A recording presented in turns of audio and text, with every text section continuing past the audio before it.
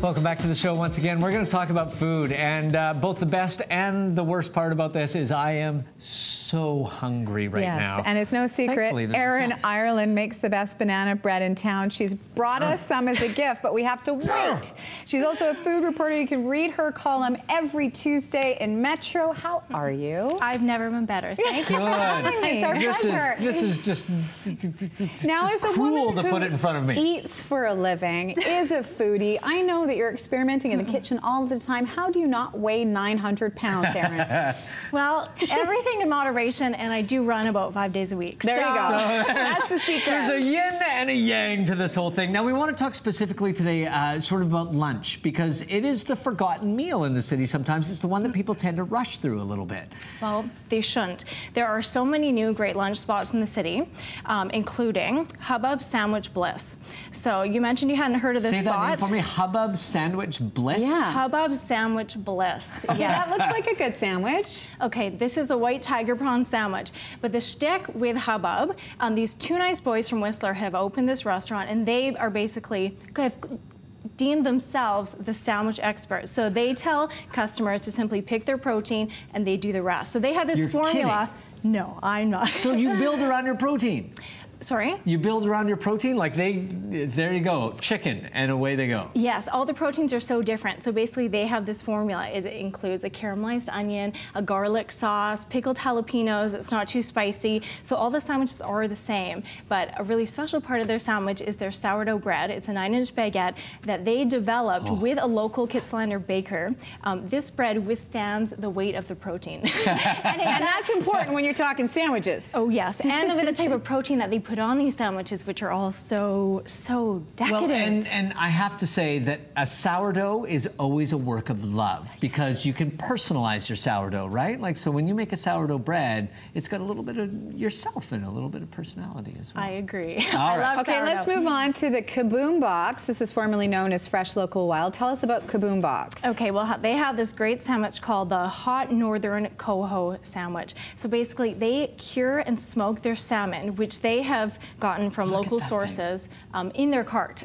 So in this little cart. So this is a food cart? This is a food cart. It's outside of Sears on Granville, right at Robson, and this thing just melts in your mouth. Erin, when you look at this picture, this does not look like food cart food. I know. And we've come so far since the food carts started. It's amazing. Instead of just your average hot dog, which I'm sure some people like, that you can get food this incredible. Yeah, it's really exciting. The latest one that I went to is called Coma, and it's a mix of Korean and Mexican food. So I had this Korean-style barbecue burrito with kimchi, and yeah. A burrito with kimchi just sounds dangerous. Take that, Java dog. Yeah, exactly. That's crazy. All right, we want to talk about some of your favorite best new spots. We've heard a lot about this. I believe I'm saying it correctly.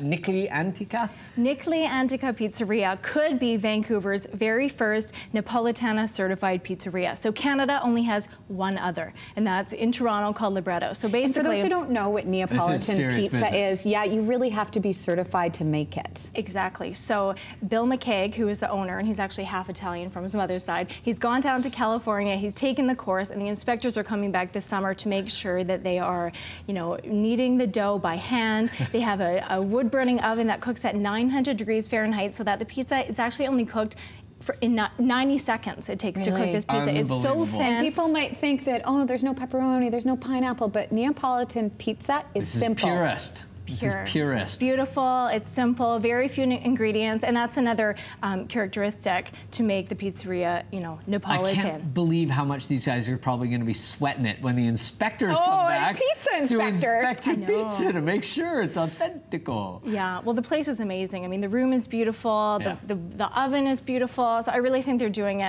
the right job. The place is packed every day, so. Yeah, that's what I hear. Okay, let's move on to the Bibo. What is this?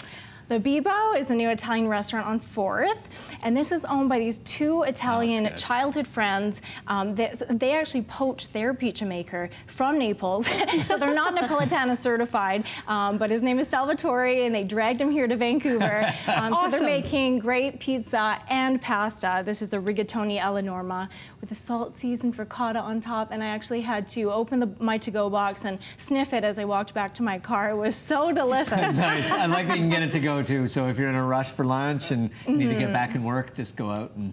Now we're going to talk about. Or Fiona would send her assistant Michael out. Yes, that's right. To the best to die for lunch spots, of course, Market by Jean-Georges. Market by Jean-Georges is one of my favorite spots for a luxurious lunch. Yeah. And Jean-Georges was in town a couple of weeks ago launching their new spring menu. And you got the chance to talk to him. Yes. What is he like? He was wonderful. He's just so unpretentious and friendly, and he tried the banana bread. What did he think? Did he eat it all? He ate it all, right? He loved it. Oh, good. I know, a 3-star Michelin chef. I was obviously thrilled. This is a place that if you're planning to have a lunch there, probably not planning on going back to the office after. You want to take some time. You might enjoy some of the cocktails. Jay Jones, one of the best bartenders in the city, has recently moved there, but they have this new menu. This scallop sashimi is kind of like a souped up nigiri. So basically it's on this crunchy seasoned rice with a chipotle emulsion with the scallop. And why did we do this segment when I'm so hungry? This is terrible. The picture is amazing. It doesn't even do it justice, though. It's amazing. Like, my description can't do it justice. Okay, you just have to go try it out really quick. Yeah. Mike and I got a chance to try the sandwiches at Dirty Apron. Oh. Crazy. Yum! I had the pulled pork. It was, things happen in my body that haven't happened in a long, really? long time. That doesn't sound good. No, good things, not bad things. Positive things. Same with me, tingles. Yeah. The whole body. Thank you for understanding. Well, you know what? I can't even describe what happened to me when I tried the confit tuna albacore sandwich. It's so much more than a sandwich. It really is. It melts in your mouth. Yeah. It's magic. Like, it really does melt in your mouth. Speaking of which, this banana bread is torturing me. Can you please cut us a slice? Thank you so much, Erin. You can go to Erin's website.